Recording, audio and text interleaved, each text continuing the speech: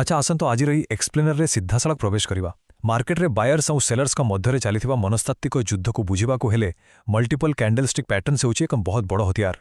ये trading chart गुड़िक केवल किसी निर्जीव रेखा बा संख्या नुहे बरं यह माध्यम आम बजार रे प्रकृत सेंटिमेंट को बहुत सहजरे पढ़ी पारिबा। तेबे गोटे मूल प्रश्न सबुबले मन को आसे, बजार असल कंट्रोल वर्तमान कहा हाथ में अच्छी, बुल्स ना बियर्स? गोटे सिंगल कैंडल हुए तो आमको टिके हिंट दे पारे, किंतु जेतेबेले आमे एकाधिक कैंडल को एकाठी देखू सेतेबेले बजार स्पष्ट उद्देश्य आम सामना को जड़जड़ होई देखा जाए। आजिर ही आलोचनारे आमे एही पांचटी प्रमुख विषय उपरे नजर पकाइबा। प्रथमे एनगल्फिंग क्लोज, तापरे पियर्सिंग और डार्क क्लाउड, तासह डोजी कैटलिस्टर कमाल, रिस्क प्रोफाइल, आउ शेषरे सबुठारु गुरुत्वपूर्ण एही सेटअप्र सठिक जांच किंबा भैलिडेशन करिवार प्रक्रिया। तेबे आसंतु आमर प्रथम विभाग अर्थात एंगल्फिंग क्लोज्रु आरंभ करिबा। क्रमागत अति कम्रे दुईटी ट्रेडिंग सेशन रे मार्केट डोमिनान्स बा नियंत्रण केमिति हातबदल हुए ताहार मूल भित्तिभूमि आमे एठारु ही जानी पारिबा। वर्तमान एही प्रकृत शेयर मार्केट डेटा को टिके ध्यानर सह लक्ष्य करंतु। एहा हेउछि डीएलएफ रो डेटा, जेउठारे बुलिश एंगल्फिंग पैटर्न रो एक चमत्कार उदाहरण रहिछि। द्वितीय दिनर नील कैंडलटी प्रथम दिनर लाल कैंडल को किपरि संपूर्ण रूपे आच्छादन बा एनगल्फ कर देछि। एहा ट्रेंड रे एक विराट परिवर्तनर स्पष्ट सूचना देउछि। आउ एही ट्रेड रो विकास हठात होई न थाए, एहार एक निर्दिष्ट क्रम रहिछि। प्रथम दिन मार्केट गोटे निरंतर डाउन ट्रेंड रे थाए, द्वितीय दिन ओपनिंग आहुरी तळे हुए, किंतु तापरे हठात प्रबल मात्रारे बाइंग बा किणिबार आग्रह बढ़ी जाए, जहां मूल्य को टाणी नहीं प्रथम दिनर ओपन ठारू बहुत उपरे नहीं क्लोज कराए। यह एक दमदार कमबैक।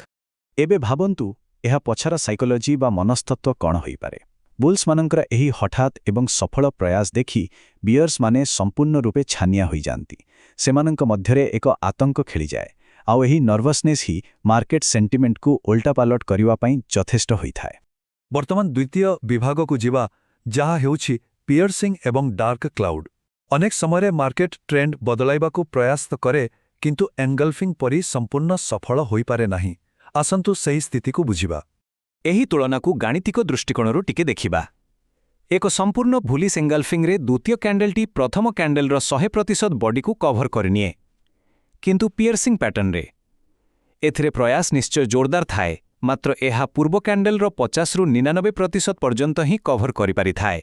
ठीक सेहीपरि एक अपट्रेंड्र शीर्ष भागरे बियरिश एंगल्फिंग विक्रेता बा सेलर्स मानकर संपूर्ण दबदबा दर्शाए, किंतु डार्क क्लाउड कभर एहार एक उल्टा भाई भड़ी काम करे, जहा पूर्व दिनर लाभर केवल अधारो सामान्य अधिक काटी दिए, संपूर्ण 100% नुहे।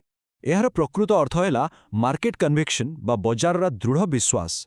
जेहेतु एनगल्फिंग पैटर्न पूर्व दिनर एक्शन को संपूर्ण गिड़ी दिए बा पोछि दिए, यह ट्रेडर मानकु एक अत्यंत शक्तिशाली मार्केट डोमिनेंसर सूचना दिए। पियर्सिंग बा डार्क क्लाउड निश्चित भावरे भल, किंतु एनगल्फिंग रे थिबा कन्विक्शन लेवल संपूर्ण अलगा स्तरर। एबे आसिबा आमर एक आकर्षणीय तृतीय विभाग को, डोजी कैटालिस्ट। कैंडलस्टिक पैटर्न रे जेतेबेले एही निर्दिष्ट कैटालिस्ट बा अनुप्रेरक आसी मिसी जाए, सेतेबेले ट्रेडिंग सुजोग केमिति किछि गुणा बढ़ी जाए एवं रिफाइन होई जाए ताहा देखिबा।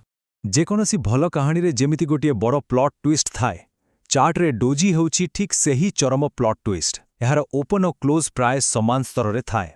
यार अर्थ हैला मार्केट रे संपूर्ण अनिश्चितता। गोटिए बड़ दिगमूलक मूव परे बुल्स ना बियर्स केही भी स्पष्ट नथांती जे परवर्ती रास्ता केउ आड़े जीवो। आसंतु एहाकु गोटिए समयक्रम बा टाइमलाइन रे सजाइबा। प्रथम दिन बुल्स मानकर संपूर्ण कंट्रोल, द्वितीय दिन बियर्स माने बुल्स को धक्का दे हटाई दियंती और एक आतंक सृष्टि करंती। तापरे आसे तृतीय दिन एक डोजी गठन हुए। सेही आतंक सांगकु जेतेले एही डोजी रे प्रबल अनिश्चितता जोड़ी होई जाए, ता परिस्थिति को एक रोमांचकर मोड़ देई थाए। एही समीकरणटी ट्रेडिंग रे मने रखिबा निहाती दरकार। आतंक प्लस अनिश्चितता समान मार्केट कैटास्ट्रॉफी बा एक बड़ धरणर परिवर्तन। एही कारणरो ही एही डोजी सेटअप गुड़िक स्काल्पिंग बा स्वल्प समयर छोट लाभ अपेक्षा स्विंग ट्रेडिंग पाई बहुत बढ़िया काम करे, कारण एठारु गोटिए बड़ आ लंबा ट्रेंड आरंभ हेबार पूरा चांस थाए, जहा बहुत लाभदायक होई पारे। आगकु बढ़िबा आम चतुर्थ विभाग को, जहा आमर रिस्क प्रोफाइल उपरे आधारित। ପ୍ରତ୍ୟେକ ଟ୍ରେଡର ନିଜର ରିସ୍କ ସହିବାର କ୍ଷମତା ଅନୁସାରେ ଏହି ସମାନ ସେଟଅପ୍ଗୁଡ଼ିକୁ କେମିତି ଭିନ୍ନ ଭିନ୍ନ ଉପାୟରେ ଏକ୍ଜିକ୍ୟୁଟ୍ କରନ୍ତି ତାହା ବୁଝିବା ଅତ୍ୟନ୍ତ ଗୁରୁତ୍ୱପୂର୍ଣ୍ଣ।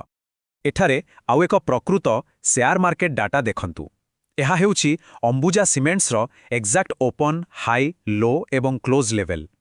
ଏହି ନିର୍ଦ୍ଦିଷ୍ଟ ପରିସ୍ଥିତିରେ ଦ୍ୱିତୀୟ ଦିନ ଶେଷ ଆଡ଼କୁ ଏକ ବହୁତ ସୁନ୍ଦର ସର୍ଟ ଟ୍ରେଡ୍ର ସୁଯୋଗ କିପରି ସୃଷ୍ଟି ହେଉଛି ତାହା ସ୍ପଷ୍ଟ ବାରି ହୋଇପଡ଼ୁଛି।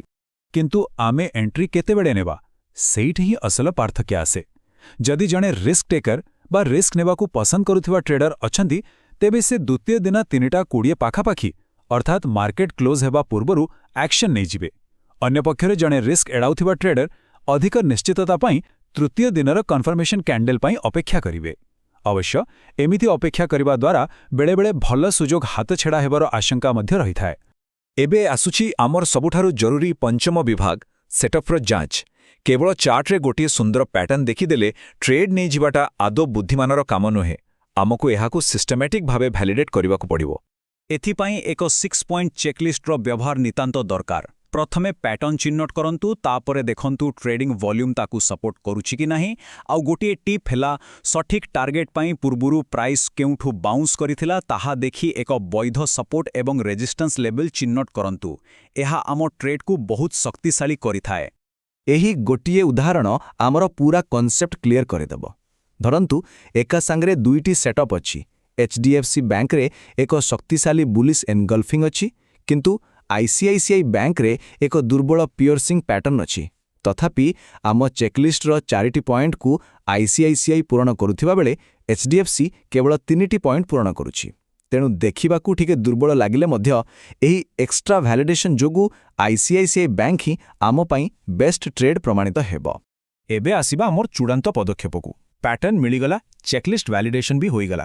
କିନ୍ତୁ ଆମର ନିଜ ମୂଳଧନର ସୁରକ୍ଷା ପାଇଁ ଷ୍ଟପ୍ ଲସ୍ ଲଗାଇବାଟା ସବୁଠାରୁ ଜରୁରୀ। P1 ଏବଂ P2 କ୍ୟାଣ୍ଡେଲର ଯାହା ବି ସର୍ବୋଚ୍ଚ କିମ୍ବା ସର୍ବନିମ୍ନ ବିନ୍ଦୁ ଥିବ, ସେଠାରେ ଏକ କଠୋର ଷ୍ଟପ୍ ଲସ୍ ନିଶ୍ଚିତ ସେଟ୍ କରନ୍ତୁ।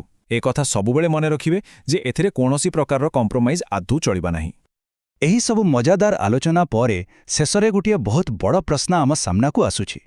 ଆମ ମାର୍କେଟ କ'ଣ ସତରେ କେବଳ କିଛି ରାଣ୍ଡମ୍ ସଂଖ୍ୟାର ଖେଳ, କିମ୍ବା ଆମ ମାନବୀୟ ଭାବନା, ଆଶା, ଭୟ ଆଉ ଲୋଭ ସବୁବେଳେ ଏହି ଚାର୍ଟଗୁଡ଼ିକ ଉପରେ ନିଜର ଏକ ଅଲିଭା ପଦଚିହ୍ନ ଛାଡ଼ିଯାଏ? ଆଜି ନିଶ୍ଚୟ ଥରେ ଭାବିବେ ଏବଂ ଆଗକୁ ଚାର୍ଟକୁ ଏହି ନୂଆ ଦୃଷ୍ଟିକୋଣରୁ ଦେଖିବା ଆରମ୍ଭ କରିବେ।